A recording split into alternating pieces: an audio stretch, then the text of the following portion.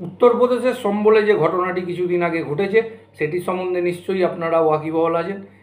এছাড়া আজমের শরীফে যে ঘটনাটি ঘটেছে, আজমির শরীফের যে বিতর্ক, সেই বিতর্কটি নিয়েও নিশ্চয়ই আপনারা ওয়াকিবহাল রয়েছেন। এদিকে দেশের সংসদ আদানি ইস্যুতে প্রায় ঠাপ হয়ে রয়েছে, কিছুই কাজকর্ম প্রায় হচ্ছে না। আজ আমি আমার ভিডিওতে ডিসকাস করব এই বিষয়গুলি নিয়ে।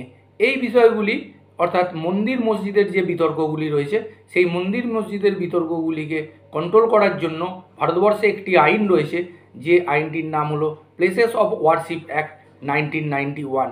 এই বিষয়টি ও আমার ভিডিওর আজকের বিষয়বস্তু হতে চলেছে। এছাড়া আরও কিছু জিনিস আমি আপনাদের আজ বলবো। হরবিলাস সান্ডা কে ছিলেন? আপনারা কি জানেন হরবিলাস সান্ডা কে ছিলেন? আপনারা জানতে পারবেন। দেখুন ভিডিওটি প্রথম থেকে শেষ পর্যন্ত। আমি advocate Sudipta legal and taxation চ্যানেলের মাধ্যমে আপনাদেরকে লিগ্যাল অ্যাওয়ারনেসের বিভিন্ন বিষয়বস্তু আপনাদের পরিবেশন করে থাকি। চলুন দেখে নিই যে উত্তরপ্রদেশে সম্বলে কি ঘটনাটি ঘটেছে এবং কোন ব্যাপার নিয়ে এখানকার কোর্টে পিটিশন জমা পড়েছে। উত্তরপ্রদেশের সম্বল নামে একটি জায়গা রয়েছে এবং সেই সম্বলে জামা মসজিদ বলে একটি মসজিদ রয়েছে। সেই মসজিদ নিয়েই কিন্তু বিতর্ক। হিন্দু পক্ষের একজন আইনজীবী, তার নাম হচ্ছে হরিশঙ্কর জ্যান। তিনি সুপ্রিম কোর্টের একজন সিনিয়র অ্যাডভোকেট। তিনি সম্বলের ডিস্ট্রিক্ট কোর্টে একটি পিটিশন দায়ের করেন, ওখানকার সিভিল কোর্টে একটি পিটিশন দায়ের করেন, 95 পাতার পিটিশন। তিনি এই পিটিশনে বলেন যে এই জামা মসজিদটি আসলে একটি হরিহর মন্দির বলে একটি মন্দির এখানে ছিল এবং এই মন্দিরটি ভেঙে বাবর 1929 সালে এই মসজিদটি নির্মাণ করেন, যেটি এখন জামা মসজিদ নামে খ্যাত। এবার এই ব্যাপারটি তিনি 19 নভেম্বর 2024 এই পিটিশনটি দায়ের করেন এবং পিটিশন দায়ের করার সাথে সাথে সেখানকার যে সিভিল জাজ, সেই সিভিল জাজ একটি সার্ভের অর্ডার দেন। সেই সার্ভের যে অর্ডার, সেই অর্ডার অনুযায়ী একটি টিম ওই দিনই 19 নভেম্বর 2024 প্রথম সার্ভেটি করে। প্রথম সার্ভে সম্পূর্ণ হয় না অথবা কিছু ত্রুটি থেকে যায়, সেই জন্য গত 24 নভেম্বর আরেকটি টিম সকাল 6:30 জামা মসজিদ পৌঁছায় এবং সেখানে সার্ভে শুরু করে। একটি ভিড় আসে এবং তাদের উপর পাথরবাজি হয়। পাথরবাজি হওয়ার পরে আগুন দেওয়ার ঘটনাও ঘটে, এবং হিংসা বাড়ার পরে এইখানে 4 জনের মৃত্যু হয় এই ঘটনাটিতে। এখন এই ঘটনাটি হচ্ছে সম্বল বলে যে জায়গাটি আছে, সেই জায়গাটিতে ঘটে। আমরা দেখে নেব এই যে পিটিশন, এই পিটিশনে হরিশঙ্কর জ্যান যে সুপ্রিম কোর্টের আইনজীবী, তিনি এই পিটিশনে কি কি জিনিস জমা করেছেন। এটি একটি 95 পাতার পিটিশন। এই পিটিশনটিতে তিনি প্রমাণ হিসাবে বাবরনামা, আইনি আকবরী এবং ভারতের পুরাতত্ত্ব বিভাগের 150 বছরের পুরাতন একটি রিপোর্ট তিনি কিন্তু এই পিটিশনের সঙ্গে জমা করেছেন এবং এই পিটিশনটি কিন্তু এখন ডিস্ট্রিক্ট কোর্টে, সম্বলের ডিস্ট্রিক্ট কোর্টে কিন্তু পেন্ডিং আছে, মানে চলছে এটা। এবার দ্বিতীয় মামলাটা কি? দ্বিতীয় মামলাটা হলো আজমের শরীফ নিয়ে। আজমের শরীফে আপনারা জানেন আজমের শরীফে একটি দরগা আছে, মঈনুদ্দিন চিশতির দরগা। এই দরগাটিও বেশ পুরনো দরগা, কিন্তু এই দরগাটি নিয়েও কিন্তু আজমের যে সিভিল কোর্ট আছে, সেই সিভিল কোর্টে একটি পিটিশন জমা পড়ে। সেই পিটিশনটি কিন্তু 18 পাতার পিটিশন। এই পিটিশনটি বিষ্ণু গুপ্তা নামে একজন ভদ্রলোক, তিনি কিন্তু পিটিশনটি জমা করেন এবং বলেন যে এই আজমের শরীফ আসলে একটি শিব মন্দির ছিল। এবং তিনি যে এই পিটিশনটি জমা করেছেন, সেই পিটিশনটির সাথে তিনি আজমের হিস্টোরিক্যাল অ্যান্ড ডেসক্রিপটিভ নামে একটি বইয়ের তথ্য এর মধ্যে প্রমাণ হিসাবে জমা করেন এবং 2 বছরের সার্ভে রিপোর্টও কিন্তু জমা করেন। এখন এই যে বইটার কথা বললাম, আজমের হিস্টোরিক্যাল অ্যান্ড ডেসক্রিপটিভ বলে যে বই, এই বইটির লেখকই হলেন হরবিলাস সান্ডা। আমি যে প্রথমে বলেছিলাম হরবিলাস সান্ডা কে, আপনারা জানেন কি? হরবিলাস সান্ডা হলেন আজমের হিস্টোরিক্যাল অ্যান্ড ডেসক্রিপটিভ বলে যে বই, সেই বইটির কিন্তু লেখক হলেন হরবিলাস সান্ডা।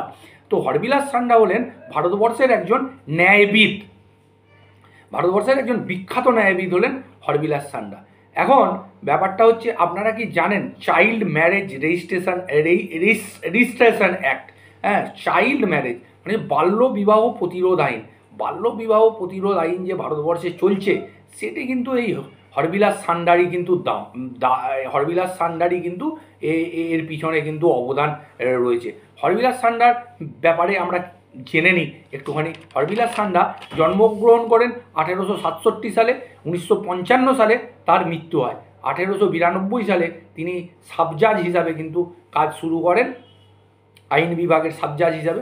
1894 সালে তিনি আজমেরের মিউনিসিপ্যালিটিতে একটি উচ্চ পদে কর্মরত ছিলেন। 1902 সালে আজমেরের জাজ হিসাবে তিনি কর্মরত ছিলেন এবং 1925 সালে যোধপুর হাইকোর্টের সিনিয়র জাজ হিসাবে তিনি কর্মরত ছিলেন। 1925 সালে বাল্যবিবাহ বন্ধ করার জন্য এই হরবিলাস সান্ডা একটি বিল আনেন, যে বিলটি 1929 সালে কিন্তু পারিত হয় এবং সেই বিলটি ভারতবর্ষে হচ্ছে বাল্যবিবাহ প্রতিরোধের জন্য, বাল্যবিবাহ প্রতিরোধের আইন হিসাবে এখানে কাজ শুরু করে। এবং এই বিলটিকেই বলা হয় সান্ডা বিল, বা এই আইনটিকেই বলা হয় সান্ডা আইন। হ্যাঁ, তো এই যে হরবিলাস সান্ডা, তার যে বই এই আজমের হিস্টোরিক্যাল অ্যান্ড ডেসক্রিপটিভ, সেই বইয়ের রেফারেন্স দিয়ে কিন্তু ওই আজমেরে যে পিটিশনটি জমা হয়েছে, সেই পিটিশনটিতে সেই বইয়ের রেফারেন্স দিয়ে কিন্তু বিষ্ণু গুপ্তাজি এই রেফারেন্সটি কিন্তু ওই পিটিশনে দেন। তো এর সাথে একটি সার্ভে রিপোর্টও তিনি জমা করেছেন। তার মূল বিষয় হচ্ছে এইটা, যে এই যে মঈনুদ্দিন চিশতির যে দরগা রয়েছে, তার ভিতরে যে বুলন্দ দরজা রয়েছে, সেই বুলন্দ দরজার যে নকশা এবং গঠন, সেই গঠনটি এবং নকশাটি সেটি একদমই মন্দিরের মতো। তাছাড়া রয়েছে দরজার উপরের যে স্ট্রাকচার রয়েছে, সেই স্ট্রাকচারও কিন্তু মন্দিরের মতো। পাশে গম্বুজগুলি দেখে মনে হয় যে এগুলি হচ্ছে মন্দির ছিল। এছাড়া জল এবং ঝর্ণার কথাও এখানে উল্লেখ করা হয়েছে, বলা হয়েছে যে শিব মন্দিরে জল এবং ঝর্ণা, যেখানেই শিব মন্দির থাকে সেখানেই হচ্ছে জল এবং ঝর্ণা থাকে। এই কথাগুলো কিন্তু আমার নয়, এগুলো কিন্তু সবই পিটিশনে কিন্তু রয়েছে। এই পিটিশনে এই যে আজমির শরীফের যে এই দরগা আর মন্দিরের যে বিবাদ বলে যে পিটিশনটি, সেই পিটিশনের মধ্যেই কিন্তু এইগুলি রয়েছে। এখন এই আজমিরের যে দাবি, এই দাবিগুলি নিয়েও কিন্তু একটা উত্তেজনা রয়েছে। আর এই উত্তরপ্রদেশের যে সম্বল, সেই সম্বল নিয়ে তো উত্তেজনা রয়েইছে, প্লাস হচ্ছে এখানে মৃত্যুর ঘটনা পর্যন্ত ঘটে গেছে। এখন এই ধরনের মন্দির মসজিদের যে বিবাদ, এই বিবাদগুলিকে কন্ট্রোল তাহলে কীভাবে হয়? সেগুলো কন্ট্রোল, এইগুলোকে কন্ট্রোল করার জন্য ভারতে একটি আইন রয়েছে, যে আইনটির নাম হচ্ছে প্লেসেস অফ ওয়ারশিপ অ্যাক্ট 1991। 1991 সালে ভারত সরকারের হচ্ছে পার্লামেন্টে একটি আইন পাস হয়, যে আইনটি হচ্ছে এই মন্দির মসজিদের বিবাদগুলি যাতে চিরতরে চিরতরে চলে যায়, যাতে না হয় আর, সেই জন্য 1991 সালে এই আইনটি পাস হয়। এর কিছু গুরুত্বপূর্ণ ধারা আমি এখন আপনাদেরকে বলবো, যে এর কিছু গুরুত্বপূর্ণ ধারা এখানে রয়েছে। যে ধারাগুলি হচ্ছে ধারা 3-3-এর কথা আমি বলছি। ধারা 3-এ বলছে যে 15ই আগস্ট 1947 সালে এই ডেটের মধ্যে ধার্মিক স্থল যেগুলো রয়েছে ভারতবর্ষের, যেগুলো মন্দির বা মসজিদ রয়েছে, 1947 সালের 15ই আগস্ট যেরকম অবস্থায় ছিল, সেইটির কিন্তু পরবর্তীকালে কোনো পরিবর্তন করা যাবে না। সেই অবস্থাতেই, বর্তমান অবস্থাতেই কিন্তু সেগুলোকে রাখতে হবে, এর কোনো পরিবর্তন করা যাবে না। যদি এটা প্রমাণও হয় যে এই ধর্মীয় স্থলগুলি অন্য কোনো ধার্মিক স্থল ভেঙে বানানো হয়েছে, তবুও কিন্তু এর কোনো পরিবর্তন করা যাবে না। 15ই আগস্ট 1947 সালের ডেটে যে ধরনের তার স্বরূপ ছিল, আজও কিন্তু সেই স্বরূপ তার থাকবে। এর কিন্তু কোনো ক্যারেক্টার কিন্তু চেঞ্জ করা যাবে না। ধারা 4-এর 2-এ কী বলা হয়েছে?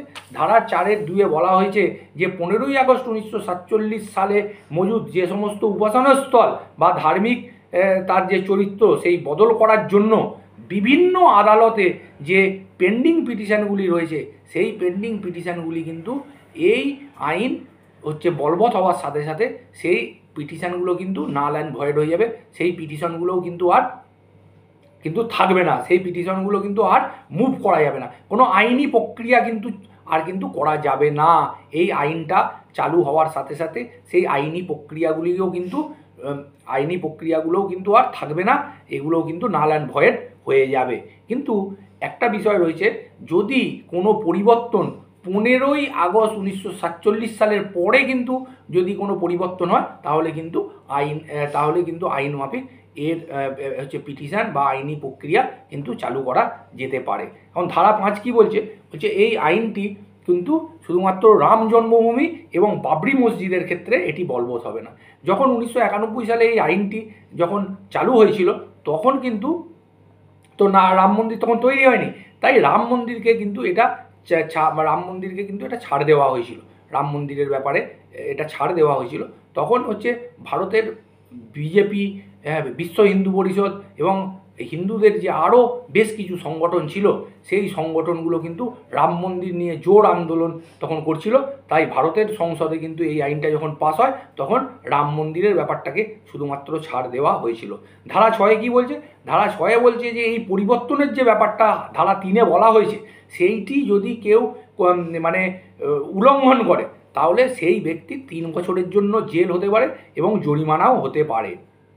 তো এই আইনটি কিন্তু কোনো ব্যক্তির ওপর এই জন্য আরোপিত হয় যে তারা যাতে মন্দির মসজিদের যে বিবাদ, সেই বিবাদ থেকে বিরত থাকে, সেই জন্য এই আইনটি কিন্তু কোনো ব্যক্তির ওপর আরোপিত হয়। এখন হিন্দু পক্ষের দাবি যে এই যে আইনে যে 15ই আগস্ট 1947 সালের যে কাট অফ ডেট দেওয়া হচ্ছে, সেই কাট অফ ডেটটা কেন এখনই হবে? কাট অফ ডেটটা ওদের দাবি সুলতান গজনী ভারতে যখন এসেছিল 1192 সালে, সেই 1192 সালের ডেটটাকেই কাট অফ ডেট কেন করা হবে না? তো এটা তাদের দাবি। সবসময় কেন হিন্দুরা সমঝোতা করবে? এইরকম অনেক পিটিশন কিন্তু ভারতের কোর্টে কিন্তু জমা হচ্ছে এবং জমা করা হচ্ছে। এখন সেগুলো নির্ভর করছে কিন্তু এই ওয়ারশিপ যে act 1991, places of warship act 1991, যেটি আমি একটু আগে বলেছিলাম যে এইটি কিন্তু ভারতের সুপ্রিম কোর্টে এই আইনটিও পেন্ডিং আছে। এই আগামী 5 এবং 6 তারিখের মধ্যে কিন্তু এর একটা হিয়ারিং রয়েছে, যে এই হিয়ারিংটাতে কিন্তু এই হিয়ারিংয়ে এটা বলা হবে যে এই হিয়ারিংয়ে এটা চূড়ান্ত হবে যে এই আইনটা কি বৈধ না এই আইনটা বৈধ নয়।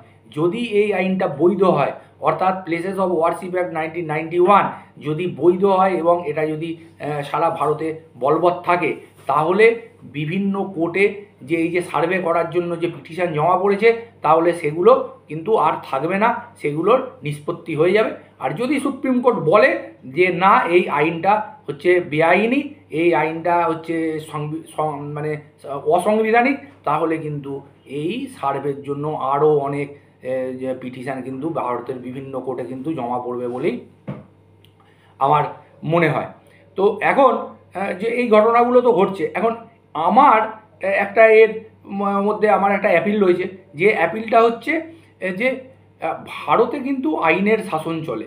তো যদি কোনো একটা কোর্ট তার অর্ডারের মাধ্যমে কোনো একটা মন্দির অথবা মসজিদে সার্ভে করায়, তাহলে অপর পক্ষকে সেই সার্ভেকে স্টে করতে গেলে বা সেই সার্ভেকে বন্ধ করতে গেলে তাদের হায়ার কোর্টে বা উচ্চ আদালতে গিয়ে সেটাকে স্টে করা উচিত।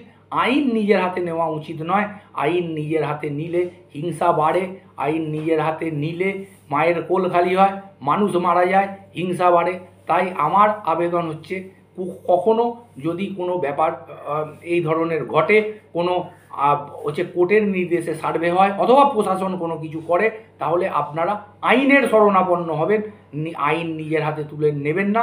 এটাই আমার আবেদন। এখন আপনারা কি মনে করেন? আপনারা কি মনে করেন যে এই যে মন্দির মসজিদের যে বিবাদ, সেই মন্দির এবং মসজিদগুলি যেগুলো বলা হচ্ছে যে মন্দির ভেঙে মসজিদ করা হয়েছে, সেগুলো কি আবার যারা পিটিশনার আছে তাদের হাতে বা হিন্দুদের হাতে তুলে দেওয়া উচিত, অথবা যেমন অবস্থায় এখন রয়েছে সেই রকম অবস্থাতেই সেগুলো ছেড়ে দেওয়া উচিত? আপনাদের যেটা মনে হবে সেটা আপনি এই ভিডিওর নিচে কমেন্ট করবেন, কমেন্ট করে আপনারা জানাবেন। তো এই ধরনের ভিডিও যদি পরবর্তীতে আরও পেতে চান, তাহলে বেল আইকনটা প্রেস করে রাখুন আপনারা নোটিফিকেশান পেয়ে যাবেন এই ধরনের ভিডিওটি যদি ভালো লাগে ভিডিওটি লাইক করুন, শেয়ার করুন বন্ধুদের মধ্যে এবং ভিডিওটি আপনাদের কমিউনিটিতে ছড়িয়ে দিন। এই বিষয় নিয়ে আরও পরে যা যা কোর্টে আপডেট হবে সেই ভিডিও আমি আবার করব। আপাতত এই পর্যন্তই। জয় হিন্দ।